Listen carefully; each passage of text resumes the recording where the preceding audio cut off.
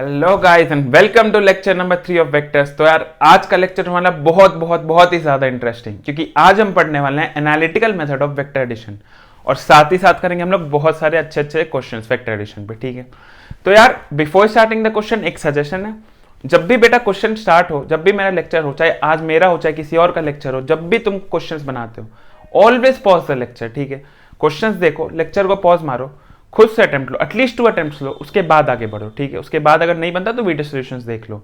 तो यार इससे होगा ये कि अगर तुम तीनों सब्जेक्ट में, चारों सब्जेक्ट में, जो भी तुम्हारे सब्जेक्ट्स हैं, अगर तुम थ्रू आउट इस प्लान को फॉलो करते हो तो तुम्हारा जो रैंक है ना ये एकदम गारंटीड है।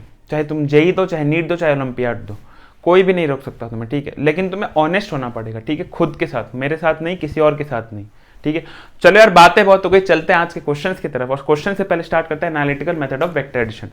तो यार सर एनालिटिकल मेथड कल से आप बोलते जा रहे हो है क्या? तो कुछ नहीं यार, कल हम लोगों ने ग्राफिकल मेथड देखा था वेक्टर एडिशन का, जिसमें था triangular law, parallelogram law and polygon law. तो उसमें जो सेकंड में हमने पढ़ा था पैरेललोग्राम, उसी का है ये डेरिवेशन। तो करते कैसे आओ देखते हैं। तो यार कल पैरेललोग्राम में हम लोगों ने केस देखा था जहां पर सर हमारे पास 2 वेक्टर्स थे, एक वेक्टर बी था और एक वेक्टर ए था। ठीक है, तो ये हमारे पास बच्चों 2 वेक्टर्स ए और बी। ठीक है, दोनों टेल से ज्वाइंट है। तो कल हम लोगों ने पैरेललोग्राम में देखा था क्या करते हम लोग, इसको कर देते हम लोग एक्सटेंड। ठीक है, एक्सटेंड कर दिया अपन ने। अब क्या करते हैं, दोनों के टेल से निकालते हैं एक रिजल्टेंट और दोनों के हेड पे ला करके ज्वाइन कर देते हैं। This is your resultant R. ठीक है, यहां तक तुमने देखा था कल पैरेललोग्राम में, जिन्होंने नहीं देखा था लेक्चर देख के आ सकते हो। R is equal to A plus B. ठीक है, यहां तक कोई दिक्कत नहीं होनी चाहिए। अब एनालिटिकल मेथड में चाहिए मैं डेरिवेशन। डेरिवेशन किसका? रिजल्टेंट का, मैग्नीट्यूड और डायरेक्शन का। सपोज करो पहले तो ए और बी के बीच में एंगल जो है वो है थीटा। ठीक है, थीटा एंगल पे इंक्लाइंड है ए और बी, और ए और आर के बीच में एंगल है अल्फा। ठीक है, कोई दिक्कत नहीं है। थीटा किस काम में आएगा सर? थीटा ए और बी के बीच में काम में आएगा जब रिजल्टेंट का मैग्नीट्यूड निकालेंगे। अल्फा कहां काम आएगा सर? अल्फा तो डायरेक्शन है, जो वेक्टर का direction is very important, you guys know that already. तो यार बच्चों एक काम करते हैं, इसको कर देते हैं हम लोग एक्सटेंड। कहां तक सर? जहां तक ये राइट ट्राइंगल बनाता। ठीक है, तो एक्सटेंड कर दिया। तो अच्छा एक बात बताओ, ये भी है तो ये भी कितना हो जाएगा? इसका मैग्नीट्यूड कितना होगा बच्चा? बी। इसका मैग्नीट्यूड कितना हो जाएगा? ए। अगर ये भी है तो ये भी कितना हो जाएगा? B vector, magnitude with magnitude B. ये ए है, अगर ये एंगल थीटा है बी और ए के बीच का, तो ये ए है और ये बी है, तो ये भी एंगल कितना हो जाएगा? थीटा। ठीक है, अच्छा अब एक बहुत ही क्लासिक केस जो तुम्हें आगे भी काम आएगा, हमेशा काम आएगा इनफैक्ट। सपोज करो तुम्हारे पास एक ट्राइंगल है जिसका एंगल है थीटा, ये साइड है मान लो एक्स, ये वाई और ये है जी।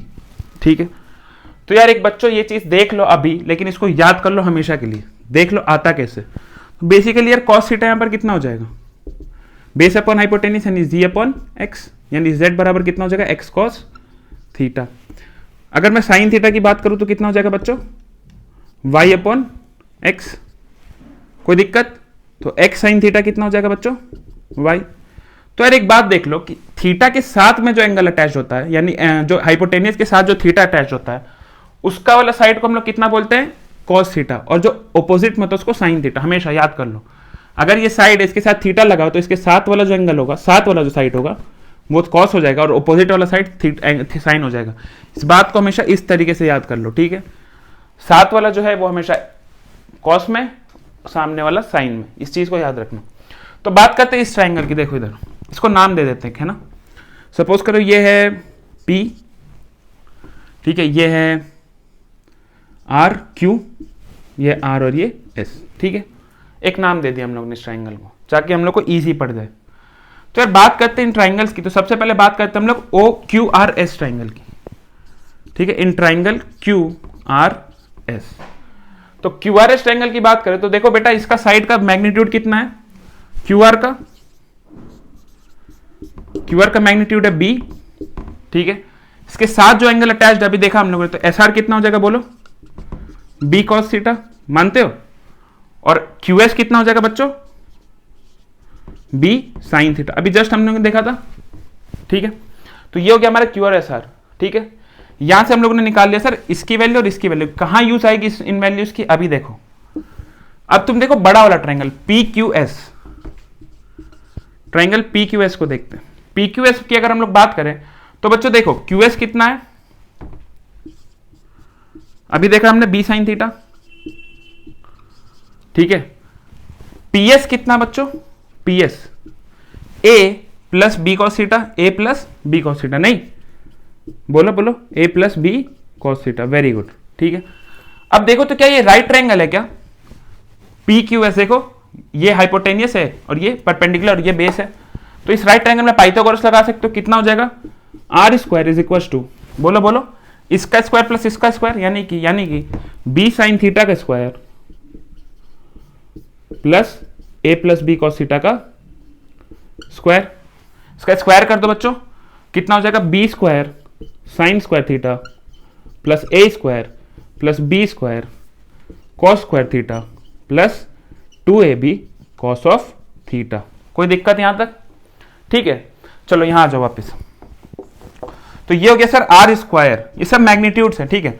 B square sine square theta plus B square cos square theta, अगर मैं बी स्क्वायर को कॉमन ले लूंगा तो क्या बचेगा, sine square theta plus cos square theta, देखो देखो देखो, बी स्क्वायर को कॉमन ले लो, यहां कितना बचेगा, sine square theta plus cos square theta plus A square plus 2ab cos theta. कोई दिक्कत, ये कितना हो जाएगा 1 ट्रिग्नोमेट्रिक आइडेंटिटी, तो कितना हो जाएगा A square, finally resultant square कितना हो जाएगा, A square plus B square plus 2ab, बोलो बोलो, cos of theta, very good. तो बच्चों आर कितना हो जाएगा, अगर रिजल्टेंट की बात करो, root under A square plus B square plus 2ab cos of theta. कोई दिक्कत, तो ये हो गया बच्चों रिजल्टेंट का मैग्नीट्यूड, ठीक है। यहां तक हम लोगों ने क्या क्या फाइंड कर लिया, रिजल्टेंट का मैग्नीट्यूड कैसे निकलता है, क्या क्या डेरिवेशन है। एक और चीज बच रहा है सर, क्योंकि रिजल्टेंट जो वेक्टर है, वेक्टर क्वांटिटी बोलता हमेशा कि सर हम है ना सिर्फ मैग्नीट्यूड के साथ नहीं चलेंगे, वरना तो हम स्केलर ही हो जाते हैं, आप इतना लफड़ा क्यों कर रहे हैं। तो इसका हम लोग को एक और चीज क्या चाहिए, डायरेक्शन। डायरेक्शन फाइंड करेंगे जब तुम ये कर लोगे कॉपी, इसको जल्दी से कॉपी कर लो, उसके बाद हम लोग चलते हैं इसका डायरेक्शन कैसे निकलता है, एंड फिर देखेंगे कुछ अच्छे अच्छे क्वेश्चंस को, ठीक है। तो हम लोगों ने अभी तक क्या देख लिया, उसका रिजल्टेंट का मैग्नीट्यूड कितना, मैग्नीट्यूड कितना था sir, root under A square plus B square plus 2ab cos of theta. देखो आर स्क्वायर निकाला था, वो कितना होता है, A square plus B square plus 2ab cos theta, लेकिन R square is not the magnitude ना, मैग्नीट्यूड कितना है रिजल्टेंट का, mod of R, mod of R कितना हो गया, तो उसका रूट ले लो, तो आर स्क्वायर का रूट लोगे तो यहाँ तो मॉड ऑफ आर आ गया, यहाँ कितना जगह A square plus B square plus 2ab cos theta, ठीक है। अब बात करते हैं सर इसके एंगल, क्योंकि वेक्टर का सबसे इंपॉर्टेंट पार्ट उसका डायरेक्शन है, डायरेक्शन को छोड़ दिए तो काम ही खत्म हो जाएगा। तो डायरेक्शन की बात करते हो तो इस ट्राइंगल को अगेन देखो फिर से, किसको, ट्राइंगल PQS को।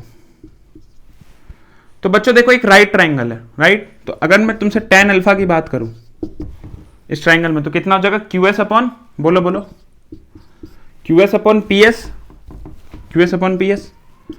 तो देखो QS कितना, B sine theta by PS कितना है, A plus B cos of theta, ये कितना गया, tan ऑफ अल्फा, ये हो गया तुम्हारा एंगल और ये हो गया तुम्हारा मैग्नीट्यूड ऑफ रिजल्टेंट, ठीक है। याद रखना इस चीज को, कैसे आया ये तो तुमने देख लिया, एग्जाम में अब निकालने मत बैठना, इसको चीज को याद रखना, इस डेटा को, ठीक है। पूरा डेरिवेशन नहीं करेंगे हम लोग। तो ये तो हो गया हमारा एंगल, ये हो गया मैग्नीट्यूड, इसको कॉपी कर लो। फिर हम लोग देखेंगे स्पेशल केसेस, ठीक है। स्पेशल केसेस में क्या पढ़ेंगे हम लोग, जब मान लो कि थीटा, जब ए और बी 0 पे है, जब 90 पे है, जब 180 पे है, तब क्या क्या सीन होंगे, ठीक है। तो बहुत ही इंटरेस्टिंग होगा वो भी, और उसके रिजल्ट्स को भी याद रखना बहुत जरूरी, क्योंकि उसको भी डिराइव करने का टाइम एग्जाम्स में होता है। देखो exam is all about accuracy, precision and speed, चाहे कोई भी एग्जाम दो एक्सेप्ट बोर्ड एग्जाम। बोर्ड में तुम्हारे पास बहुत टाइम है, बट तुम अगर जेई देते हो, मेंस देते हो, जिपमर देते हो, या फिर नीट देते हो, या फिर तुम ओलंपियाड ही देते हो, वहां पर टाइम की बहुत कमी होती है। तो तुमको एक्यूरेसी तो रखना है, वो तो मस्ट है, साथ साथ टाइम भी बचाना, ठीक है। तो चलो इसको जल्दी से कॉपी कर लो, हम लोग चलते हैं फिर स्पेशल केसेस की तरफ, और उसके बाद हम लोग चलेंगे अच्छे अच्छे क्वेश्चंस पे। बात करते हैं सबसे पहले स्पेशल केस की, which is when angle between A and B is 0 degree, यानी कि थीटा कितना तुम्हारा 0 डिग्री। तो यार बच्चा अभी रिजल्टेंट में हमने क्या देखा था, आर बराबर कितना हो जाता है, root under A square plus B square plus 2ab cos of theta, right. तो देखो इसमें अगर तुम थीटा की वैल्यू 0 पुट कर दे, तो इस थीटा 0 होने का मतलब क्या बच्चा, ये A है, ये B, दोनों को ऐड कर दिया। यार तुम एक बात समझ लो कि अगर थीटा 0 तो चुपचाप एल्जेब्रिकली एक तरीके से ऐड हो जा रही है, मजाक नहीं। तुम्हें भरोसा नहीं है तो इधर देखो, थीटा की वैल्यू 0 पुट कर दो, cos 0 कितना होता है 1, तो कितना हो जाएगा यहाँ पर, A square plus B square plus 2ab cos 0 तो 1 हो गया। Now A square plus B square plus 2ab क्या है, root mod of A plus B का whole square, this is equal to R square, ये आर है, ठीक है। और आर स्क्वायर बराबर A square plus B square, A plus B का होल स्क्वायर हो गया, तो आर कितना हो गया, mod of A plus mod of B, ठीक है। समझ में आया क्या? तो इससे हम लोग को एक और बात पता चल गई कि सर ये जो है ना, ये है हमारे दो वेक्टर के सम का मैक्सिमम वैल्यू। मैक्सिमम वैल्यू क्यों यार? क्योंकि cos थीटा का मैक्सिमम वैल्यू कितना हो सकता है, 1। अगर cos थीटा का मैक्सिमम वैल्यू 1 हो सकता है सर, तो अगर इस चीज को मैक्सिमाइज करना है तो यहां पर a और b तो कांस्टेंट है मैग्नीट्यूड वाइज, वेक्टर और वेक्टर b का मैग्नीट्यूड कांस्टेंट है, वेरी क्या कर रहा है, cos थीटा। cos थीटा जब तुम्हारा मैक्सिमम होगा तो प्लस ये पूरा टर्म मैक्सिमम हो जाएगा, और ये पूरा टर्म मैक्सिमम तो आर भी मैक्सिमम होगा, और cos थीटा मैक्सिमम का होता है 0 डिग्री पे, विच इज 1, cos थीटा का वैल्यू कितना होता है 1, जो कि ये केस है। और इस केस में जो आर आएगा वो तुम्हारा क्या आएगा, maximum, which is mod of A plus mod of B, यानी magnitude of A plus magnitude. Magnitude mod का मतलब समझ लो क्या है, मैग्नीट्यूड। वेक्टर्स में मॉड लगाने का मतलब है magnitude of A plus magnitude of B, ठीक है। साथ साथ देख लेते दूसरा केस, ठीक है। हम लोग क्या पढ़ रहे हैं, special cases of vector addition.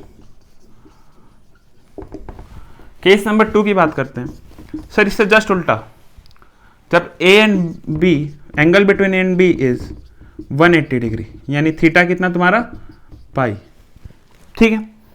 इस केस में क्या हो जाएगा बच्चा, आर देखो, आर अगेन फॉर्मूला तो वही रहेगा, लेकिन कॉस जो है, कॉस 180, कॉस पाई कितना होता है, पढ़े थे basic mathematics first lecture trigonometry, ठीक है। कॉस 0 होता है 1, कॉस 90 0, कॉस 180 -1।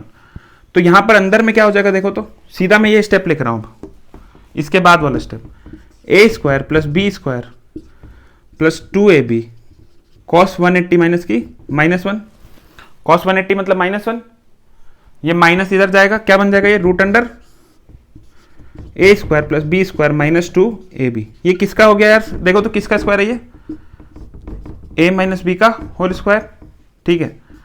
ये हो गया आर स्क्वायर, तो आर कितना हो जाएगा बच्चा, magnitude of A minus magnitude of B, ठीक है। Magnitude of A minus magnitude of B, कोई दिक्कत? अच्छा अब एक बात बताओ यार, cos थीटा का मिनिमम वैल्यू कितना हो सकता है, -1। ये बात तुम लोग को पढ़ा रखे कैलकुलस में भी यार, सेकंड लेक्चर में बेसिक मैथमेटिक्स का डोमेन और रेंज, जहां पर तुम्हें बताया था साइन और कॉस का मैक्सिमम रेंज क्या हो सकता है, मैक्सिमम 1 और मिनिमम -1, ठीक है। चाहे तुम कुछ भी डाल दो, तो मैक्सिमम यहां पर मिल गया, मिनिमम यहां पर मिलेगा मैं, क्योंकि इससे छोटा वैल्यू हो नहीं सकता है। जब ये सबसे छोटा तो ये पूरा टर्म सबसे छोटा, क्योंकि वेरिएबल भी वही है, ए और बी तो कांस्टेंट है ना मैग्नीट्यूड वाइज। तो आर का सबसे कम वैल्यू कब मिलेगा, जब थीटा हो जाएगा पाई यानी -1, कॉस थीटा -1, तो होगा कितना ये। तो ये एक और बात लिख लो इस चीज को, मैक्सिमम रिजल्टेंट केस, ठीक है। और ये कितना हो जाएगा, मिनिमम रिजल्टेंट केस। तो सर एक और बात अब यहां से पता चल जाती है हमें कि सर जब भी दो वेक्टर होगा a प्लस बी, उसका तुम सम करोगे तो उसका मैक्सिमम रिजल्टेंट इतना आ सकता है और मिनिमम इतना आ सकता है। मतलब कि जो भी वैल्यू होगी इसके बीच में ही होगी, या तो ये होगी या ये होगी, इसके बीच में होगी, इससे बाहर नहीं जा सकता। मतलब एक तरीके से इसका रेंज हो गया है। समझ में आ रहा है क्या? इसको कॉपी करो। एक और केस देखेंगे, third case, which is when theta is equal to 90 degree, और उसके बाद चलेंगे हम लोग अच्छे क्वेश्चंस की तरफ। इसको कॉपी कर लो जल्दी से, ठीक है बच्चों। तो अभी हम लोगों ने क्या क्या देख लिया, हम लोगों ने एक बात समझ ली कि रेंज जो है, range of resultant of addition of two vectors, यानी a प्लस बी का जो रेंज है वो कहां से कहां तक लाई कर सकता है, mod of A plus mod resultant, magnitude की बात करें उसके रिजल्टेंट की, से ले करके, ठीक है, a प्लस बी से लेकर के a माइनस बी तक, ठीक है। इसका रिजल्टेंट यहां तक लाई कर सकता है, इससे ज्यादा नहीं, इससे कम नहीं, ठीक है। इस बात को ध्यान रहेगा, इसको लिख ही लो। इनफैक्ट बात करते हैं थर्ड केस की, थर्ड और लास्ट स्पेशल केस की, जब थीटा की वैल्यू हो जाएगी 90 डिग्री। थीटा मतलब angle between A and B is 90 degree. तो बेटा इस केस में क्या हो जाएगा, देखो फॉर्मूले में पुट कर दो। आर का वैल्यू कितना होता है, root under A square plus B square plus 2ab cos theta, यानी कॉस 90। कॉस 90 ट्रिग्नोमेट्री में पढ़ा था, कितना हो जाता है, 0, ठीक है। अगर ये 0 हो गया तो पूरा टर्म ही गया। तो आर कितना हो गया बच्चों, देखो इधर से, A square plus B square, या फिर R is equal to root under A square plus B square, ठीक है। बोलो बोलो, A square plus B square plus 2ab cos 90, 2ab cos 90 गया क्योंकि कॉस 90 0, तो बच कितना गया, root under A square plus B square. यहां पर एंगल कितना हो जाएगा, याद है, B cos theta by sorry B sine theta by A plus B cos theta, तो बी साइन थीटा कितना, sine 90 is 1 divided by A plus B लिख देते, देखो कॉस 90, याद है पिछले क्वेश्चन में बोला था ना, याद कर लेना इस चीज को जब डिराइव किया था। तो साइन 90 हो जाएगा 1, तो हो जाएगा बी बाई ए, ठीक है, ये हो जाएगा tan अल्फा। एकदम क्लासिक केस, राइट ट्रायंगल है यार, अल्फा बी ए, ये केस है, ठीक है, यही हो रहा है ना, थीटा 90 डिग्री है, ये रिजल्टेंट है और ये थीटा है, ठीक है। तो यहां होता हम लोग का स्पेशल केसेस खत्म और सारा आज का थ्योरी पोर्शन खत्म। अब हम लोग सिर्फ करेंगे आज के क्वेश्चन से क्वेश्चन, ठीक है, इसको जल्दी से कॉपी कर लो, चलते अच्छे अच्छे क्वेश्चंस की तरफ, ठीक है।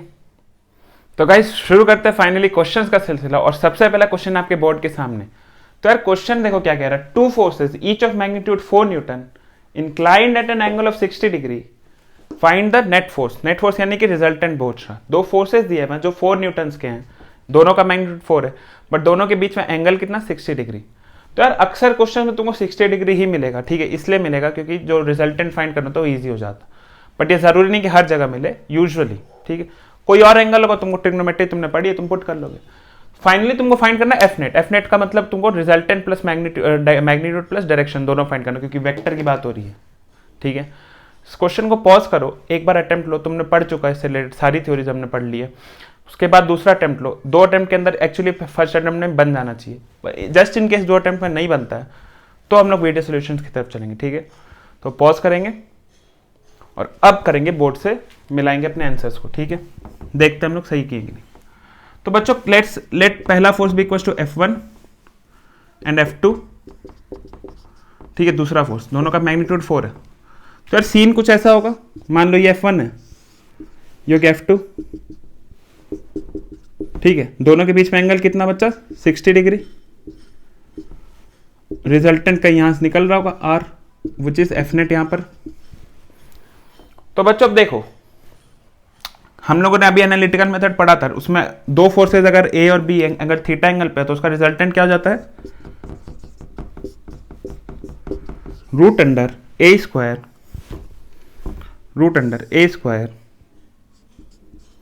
ए क्या हमारा F1 यहां पर plus B square plus 2AB यानी F1 F2 इंटू कॉस जो उनके बीच में एंगल है, यानी कि कॉस ऑफ 60, ठीक है, यही हो जाएगा। तो तुमसे ये पूछ रहा है मैग्नीट्यूड निकल जाएगा, बोलो कितना हो जाएगा यहां पर, 4 का स्क्वायर यानी 16, 4 का square again 16, 2 into 4 into 4 into, देखो cos 60 का फायदा यहां पर ये होगा, cos 60 इज 1/2, 2 कट गया। अगर 30 लिखते हैं 45 लिखते हैं 1/√2 3/2 आ जाता है, डिफिकल्ट हो जाता है। तो ये टीचर्स हम लोग अपनी सहूलियत के लिए करते हैं, पर एग्जाम में जरूरी नहीं है कि ऐसा हो, ठीक है। तो 16 + 16 + 16 that is √48, this is the magnitude of force F net, या फिर इसको क्या लिख सकते हैं 4√3, ठीक है, 4√3 न्यूटन, ये हो गया तुम्हारा magnitude. Sir but F net सिर्फ मैग्नीट्यूड से नहीं चलेगा ना, स्केलर नहीं है, वेक्टर है, ऊपर लिखा हुआ भी वेक्टर का साइन बना हुआ, तो डायरेक्शन भी फाइंड करना पड़ेगा। डायरेक्शन और भी इसी यार, डायरेक्शन का क्या फॉर्मूला होता था बच्चा, tan अल्फा, अल्फा क्या है F1 और नेट फोर्स के बीच का एंगल, कितना हो जाता था B sin थीटा, याद है अभी थोड़ी देर पहले पढ़ा, B sin theta by A plus B cos theta, याद है ना। यहां पर B कितना F2 यानी 4, sin थीटा कितना बच्चा sin 60 1/2, A कितना F1 4 plus B again F2 कितना 4 इंटू cos थीटा cos 60 कितना हो गया, सॉरी यहां ऊपर sin 60 जगह √3/2, नीचे हो जाएगा 4 इंटू 1/2, ठीक है। सॉल्व कर दो इसे, ये कट के 2, तो ये ऊपर हो गया 2√3 डिवाइडेड बाई 4 + 2 6, यानी √3/3 1/√3, ठीक है। अरे √3 इंटू √3 3 हो जाता ना, तो √3 को 2 पार्ट में तोड़ दो, √3 इंटू √3 कट गया, 1/√3 बच गया। ये क्या गया यार हमारा tan अल्फा। अब एक बात बताओ, tan थीटा 1/√3 कब होता है tan अल्फा, जब अल्फा की वैल्यू 30 डिग्री हो जाए, पढ़े हो ना ट्रिग्नोमेट्री में। यानी सर जो रिजल्टेंट का मैग्नीट्यूड है वो होगा 4√3 और उसका जो अल्फा होगा यानी कि उसका जो एंगल होगा इंक्लिनेशन वो होगा 30 डिग्री, ठीक है, समझ में आया क्या। अब एक बात और नोटिस कर लो कि जब भी सर दो इक्वल फोर्स डालोगे ना तो उसका रिजल्टेंट हमेशा बाइसेक्ट करते हुए निकलेगा, हमेशा होगा। इस बात को याद कर लेना, जेई में हो सकता है तुमको डायरेक्ट कोई क्वेश्चन निकल जाए ओरली, ठीक है। ये तो हमारा फर्स्ट क्वेश्चन थोड़ा इजी था, इसके बाद थोड़ा लेवल और ऊपर करेंगे, इसको जल्दी से नोट करो। आई होप सबसे बन गया होगा। चलते हैं नेक्स्ट क्वेश्चन की तरफ। तो बच्चों बात करते हैं नेक्स्ट क्वेश्चन की। नेक्स्ट क्वेश्चन क्या कहता है तुमसे, choose the pair of forces which can not give resultant as 4 newton. मतलब इन सब देखो 4 ऑप्शन है, इसमें से हर दो दो के एक पेयर है, यानी ए और बी वेक्टर, वैसे F1 F2 वेक्टर्स। तो बोला ये दोनों जो फोर्सेज है ना, इनको आप कुछ भी कर लीजिए, इनका रिजल्टेंट आप मतलब आप किसी भी तरीके से इसको ऐड कर लीजिए, ठीक है, किसी भी एंगल पे रख के कुछ भी करके। ऐसा कौन सा पेयर है जिसका रिजल्ट कभी भी 4 न्यूटन नहीं आ सकता, कभी भी कुछ भी कर लीजिए। तो देखो इसको करने का एक तरीका देखो। अच्छा तुम एक काम करो, इसको पॉज करो, हिंट दे देता हूं तुम्हें, रेंज ऑफ वेक्टर का यूज होगा, ठीक है, हिंट भी दे दिया। पॉज करो, बनाओ और बताओ कि कौन सा ऑप्शन होगा, कमेंट में लिखो एंड ऑनेस्टली बनाना, ठीक है। सपोज करो अगर नहीं बनता 2 अटेम्प्ट में भी, तो तुम लोग बोर्ड की तरफ देखोगे, मैं स्टार्ट करूंगा बोर्ड का सोल्यूशन, ठीक है। तो यार बात करते देखो रेंज, जैसा कि मैंने अभी हिंट दिया था तुम्हें, रेंज में हम लोग क्या करते हैं बेसिकली सर, दो वेक्टर अगर a प्लस बी, तो उसका रेंज हमने पढ़ा था जो है हमेशा बड़ा होगा mod of a minus B से, और हमेशा छोटा होगा mod of a plus B से, ठीक है। Mod of a plus mod of b और mod of a minus mod of b से हमेशा बड़ा, इससे हमेशा छोटा, ठीक है। ये चीज हमने देख लिया था स्पेशल केस में। तो बात करते हैं इसकी फर्स्ट ऑप्शन की, 4 प्लस 4, ऑप्शन ए की बात करते हैं। F1 है 4, F2 भी है 4। तो बेटा 4 माइनस 4, मिनिमम वैल्यू कितनी आ गई, 0। 4 minus 4 a minus B 0, maximum value कितनी आ जाएगी, 4 प्लस 4 8। क्वेश्चन क्या सर, रिजल्टेंट 4 बिल्कुल दे सकता है, दोनों के बीच में लाई कर रहा है। पहला ऑप्शन सर सही है, मतलब कि ये हमारा आंसर नहीं है। तुमको ये चूज करना कौन सा नहीं दे सकता, याद रखना क्वेश्चन में ये सब बातें बहुत मैटर करती है, छोटी सी बात है, तुम अगर स्किप कर गए तो तुम्हारा एग्जाम भी आंसर भी स्किप हो जाएगा, ठीक है, तुम्हारे मार्क्स वो लोग स्किप कर देंगे। ऑप्शन बी की तरफ चलते हैं सर, 2 and 2। तो बच्चा 2 न्यूटन पहला फोर्स, दूसरा फोर्स है 2 न्यूटन। मिनिमम कितना हो जाएगा, 2 माइनस 2 0, मैक्सिमम कितना हो सकता है बच्चा, 2 प्लस 2 4। सर यहां पे भी 4 देखो, इक्वल टू साइन है, यहां पे भी 4 आ गया, मतलब ये भी हमारा आंसर, ठीक। सी की तरफ चलो, F1 is 2, सर ये लग रहा हो सकता है ना, एंड F2 is 6, ठीक है, ऐसा लग रहा है कि ये हो जाएगा। देखो तो होगा क्या, F1 माइनस F2 मिनिमम, देखो मिनिमम कितना होगा, a माइनस बी, लेकिन बाहर में मॉड है, यानी कि 2 माइनस 6 बोले 6 माइनस 2, की बाहर में मॉड है तो अल्टीमेटली 4 ही आना, F net and 2 plus 6 is 8, ठीक है। तो बच्चों एक बात बताओ, 4 के फिर से आ गया, मतलब सर ये भी नहीं। अब चौथा ऑप्शन जो अपने आप आंसर हो गया, ठीक है, ये हम लोग करते थे। अब 3 ऑप्शन एलिमिनेशन, 3 नहीं है तो चौथा होगा। फिर भी हमारी सिक्योरिटी के लिए हम लोग एक बार इसको टेस्ट कर लेते हैं। 2 and 4, सर इसका मिनिमम वैल्यू कितना होगा, 2 माइनस 8 या फिर 8 माइनस 2 विच इज 6, एंड इसका मैक्सिमम कितना होगा, 2 प्लस 8 या 8 प्लस 2 विच इज 10। देखो देखो देखो देखो, यहां पर 4 नहीं आ रहा कहीं भी क्वेश्चन, मतलब सर ऑप्शन डी जो है ऐसा पेयर है फोर्सेस का जहां पर 4 न्यूटन रिजल्टेंट लाना पॉसिबल नहीं है। समझ में आया क्या, बाकी तीनों में है। जल्दी से कॉपी करो, इससे थोड़ा सा और अच्छा क्वेश्चन देखेंगे इसके बाद। तो बच्चों नेक्स्ट क्वेश्चन हमारे सामने, क्वेश्चन क्या कहता है, 2 forces F1 and F2 inclined at 60 degree to each other, यानी 2 फोर्सेज F1 और F2 और दोनों के बीच में एंगल ऑफ इंक्लिनेशन कितना, 60 degree, are in the ratio of 3:5, यानी 3:5 के रेशियो में बटे हुए, यानी अगर F1 3x है तो 5 क्या है, F2 क्या है 5x, ठीक है, उसका 5 times. Now if the resistance is given by 35 Newton, if the resultant is given by 35 Newton, दोनों का रिजल्टेंट जो उसका वैल्यू कितना दिया हुआ 35, तुमसे पूछ रहा है F1 और F2 का खुद का जो मैग्नीट्यूड है वो कितना होगा। क्वेश्चन को पॉज करो, एक बार अटेम्प्ट लो, 2 बार अटेम्प्ट लो, बन जाना चाहिए, वरना हम लोग चलेंगे बोर्ड सोल्यूशन की तरफ, ठीक है। 5 4 3 2 1। तो बच्चों देखो, मान लेते सर F1 जो है वो है हमारा 3x, तो F2 कितना हो जाएगा बच्चा क्वेश्चन के अकॉर्डिंगली 5x, ठीक है। चलो बोल रहा सर F1 और F2 के बीच में जो एंगल ऑफ इंक्लिनेशन है अगेन कितना है, 60 डिग्री। देखो मैंने क्या रखा बार बार, ये यूजुअली यही केस आएगा 60 डिग्री का, इसीलिए क्योंकि कैलकुलेशन ईजी हो जाता। ठीक, ज़रूरी नहीं है पर इजी हो जाता, इसीलिए हम लोग कर लेते हैं। ठीक है, 45 भी थे 30 भी थे, तुम कर लोगे, तुमको ट्रिग्नोमेट्री पढ़ा है तुमने। तो बोला रिजल्टेंट कुछ इस तरीके से, और रिजल्टेंट का वैल्यू जो है वो है 35 न्यूटन, ये भी दिया हुआ। नेट फोर्स जो तुम्हारा 35 न्यूटन है। तो एक बात बताओ, एफ नेट जो होगा या फिर रिजल्टेंट जिसकी बात करें हम लोग, वो कितना हो जाएगा? उसका magnitude root under F1 square plus F2 square plus 2 into F1 F2 cos of 60, क्योंकि एंगल दोनों के बीच में कितना भी 60। अरे होगा ना, एनालिटिकल मेथड अभी जस्ट पढ़ा था।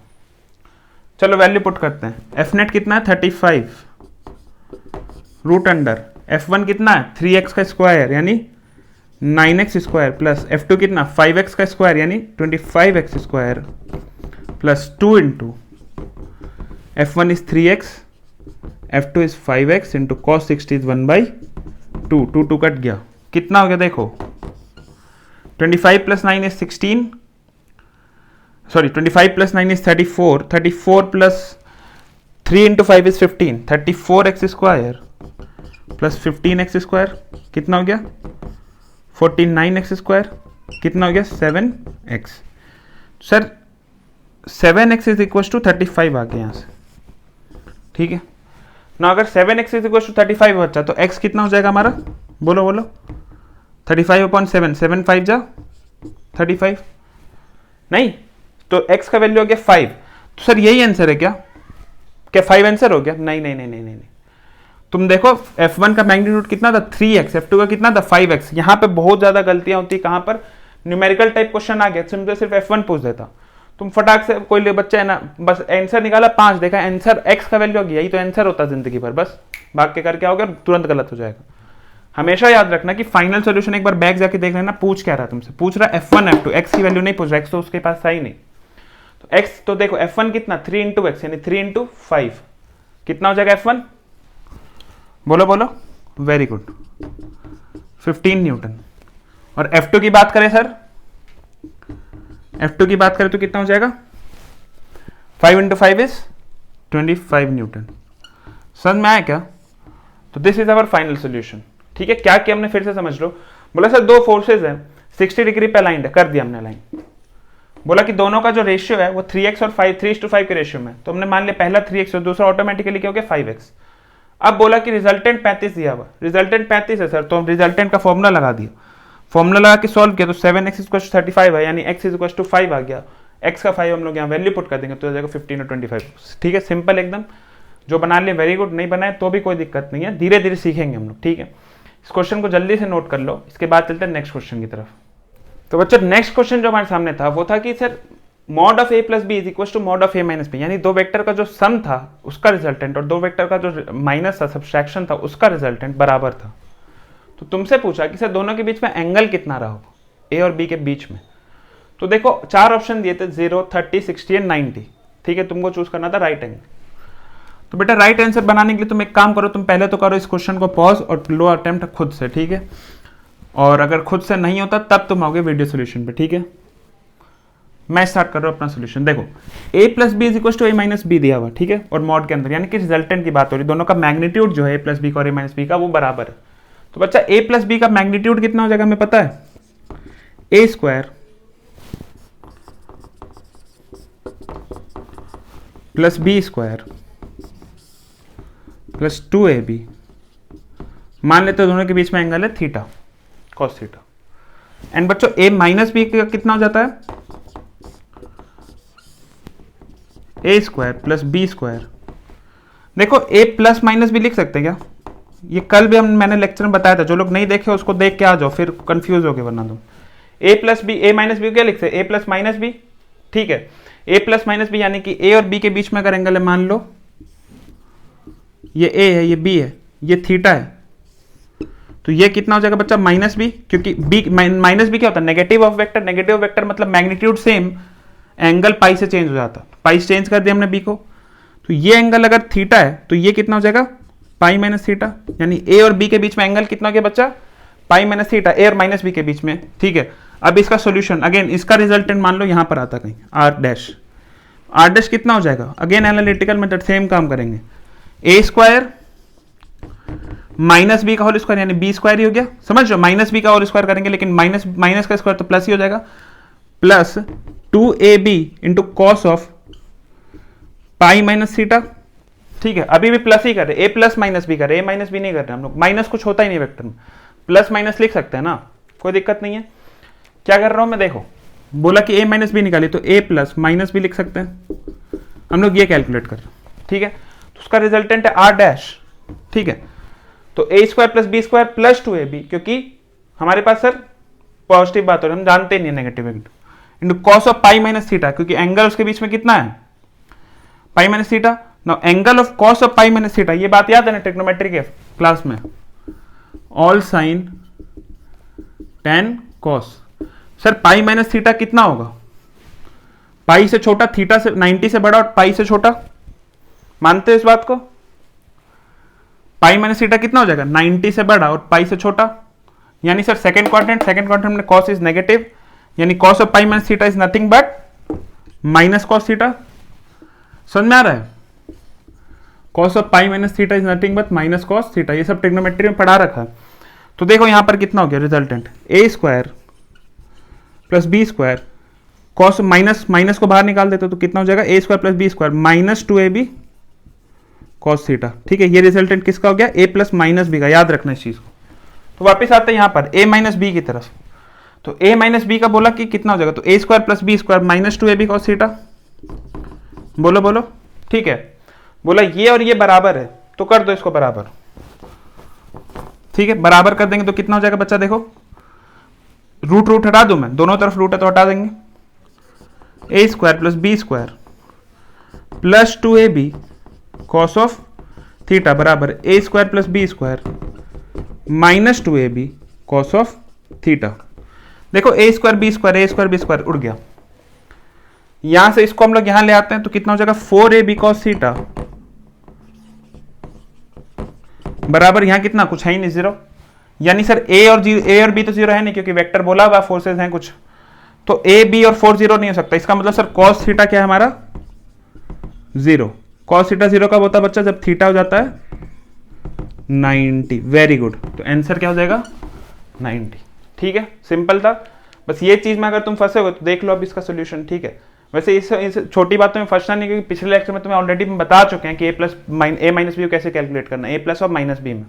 ठीक है, जल्दी से कॉपी करो, एक और क्वेश्चन देखते हैं। ठीक है, ठीक है बच्चों, चलते हैं आज के लास्ट क्वेश्चन की तरफ, विच इज मॉड। देखो इस बार क्या कहा, mod of A plus B, यानी resultant of A plus B का vector is equal to magnitude of A plus magnitude of B, अलग अलग। ठीक है, यानी सर देखो ये अलग बातें हैं वेक्टर के टर्म्स में। ठीक है, बहुत बहुत चेंज आ जाता है। इसमें कह रहा है कि मैग्नीट्यूड ऑफ ए और बी को जोड़ोगे आप अलग अलग, F1 एक फोर्स F1 एक फोर्स F2 है, दोनों के मैग्नीट्यूड को आप अलग अलग अननोन हैंडेड जोड़ोगे और दोनों का वेक्टर सम जो निकालोगे उसका जो मैग्नीट्यूड आएगा दोनों बराबर है। तो बोला कि एंगल दोनों के बीच में कितना होगा फाइंड करना। 4 ऑप्शन अगेन दिए हुए थे तुमको, जल्दी से पॉज करके बनाओगे, कमेंट सेक्शन में आंसर लिखोगे। अगर नहीं बनता तो हम लोग चलेंगे हमारे सॉल्यूशंस की तरफ। ठीक है, 5 4 3 2 1 चलो।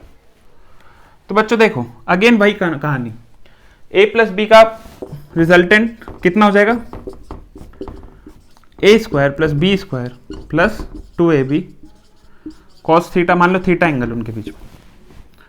ठीक है, अब ये कह रहा है this is equivalent to mod of A plus mod of B, यानी magnitude of A plus magnitude of B.